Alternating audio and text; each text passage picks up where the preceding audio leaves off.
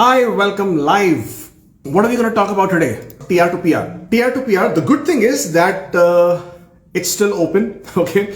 Beyond everybody's expectation. I mean, I basically did not think it was going to last more than a couple of hours, right? So personally, for me, it was quite shocking. With the way things are going, health occupation could very well, touch a few months down and probably see the end of the line probably on the 5th of November. But essential occupations, I obviously expect it to close earlier. With essential occupation, the reason I personally feel why it is not yet snapped up is because if you see most of the categories in the essential occupations are of knock C and knock D, rather majority of them. I mean, of course, there are some other categories as well. So these knock Cs and knock Ds were obviously not expecting something so amazing to happen. And obviously they did not take their IELTS. Now, because they did not take their IELTS and when this announcement happened, obviously whoever thought about it, whoever was fastest fingers first, was able to secure their IELTS positions, to secure their tests, and they were able to book their test date as soon as possible. To the effect, IELTS website crashed, CELPIP website crashed, nobody could get dates or slots. And when they could get it, it was probably a few weeks, few months later. So the reason why essential worker stream is taking longer to sort of close or rather to complete is because people still haven't got their IELTS results. Once they will get their IELTS results, they will be able to completely complete their application. There are also quite a lot of you who are still waiting to contemplate what's happening with their work experience. So for them, I have this particular news that your work experience while you were studying, because a lot of people are confused because they are confusing the requirement with the express entry. In express entry, under Canadian experience class, your work experience while you were studying is not acceptable. It's not valid. You cannot claim points for that. Not as intern, not as co-op. If it was in Canada, you cannot claim that points. But under the public policy, it very clearly states that your work experience should be authorized under the Act. Okay, this is the exact text that has been mentioned.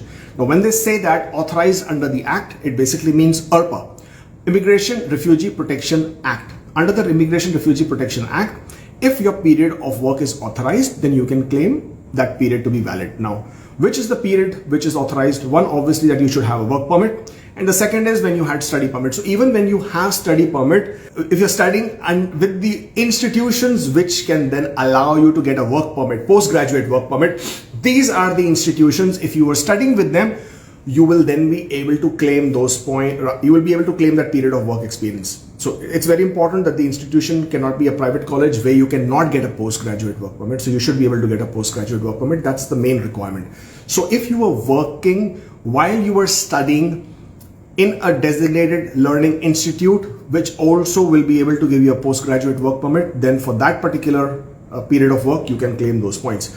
Typically, you were allowed 20 hours per week off campus. That is what you were allowed. You were also allowed to work on campus. So depending on how many hours you worked, collectively you could count. Now, there is also the requirement that the work experience is calculated over 12 months. So you should have 1 year of work experience. You should have 1,560 hours of work experience, which basically calculates or translates into 30 hours per week.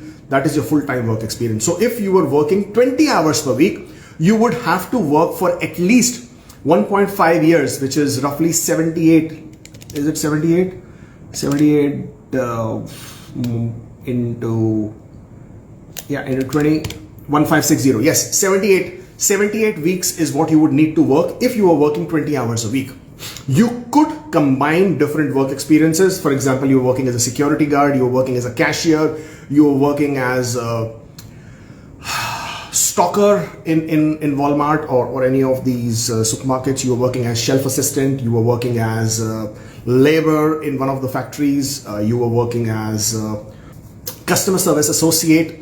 So even if you were working 3 months, you could combine all of them. That's fine, as long as all of these NOC codes that you will choose are in the demand list or in the list under stream B or annex B under the essential worker stream. So as long as you can combine these work experiences, as long as you can calculate these work experience to be 1,560 hours over a span of 12 months or more, if it was equivalent in part-time, then you can claim this period.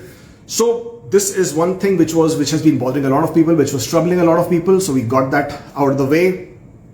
And same thing applies for the health workers. If you are in stream B, you could also combine your work experience, which is listed under Annex A under health workers, or Annex B under essential occupations. Combination of that is also fine. That is for TR to PR. That's basically what I have. As of right now, they haven't issued, or at least I don't know. If they have, then please do let me know if they have issued any AORs. As of right now, they haven't issued the AORs. The expectation is that within the first 3 weeks of 6th of May, so 6th of May, 3 weeks would be that 27th of May probably. 1 week, 2 weeks, 3 weeks. Yeah, about 27th of May. At that point of time, or give or take a few days, it's not definitive, but give or take a few days, you could expect, or you could start seeing AORs, acknowledgement of receipts. Once you start seeing that, you will be able to link your application in your CIC account with your GC key, and then from there on you will be able to follow with your application what's happening. There have been a lot of mistakes. A lot of people have made tons of mistakes. In some cases, IRCC may accept you to update the application, may accept you to provide the documentations. In a lot of cases, probably you will not get that chance. So if you have made mistakes with your international graduate stream program, fingers crossed. There has been a lot of advocacy that we are trying to sort of tell IRCC to be flexible, to give people a chance to sort of provide documentation as and when required, and if they're giving the chance, then may as well give it completely.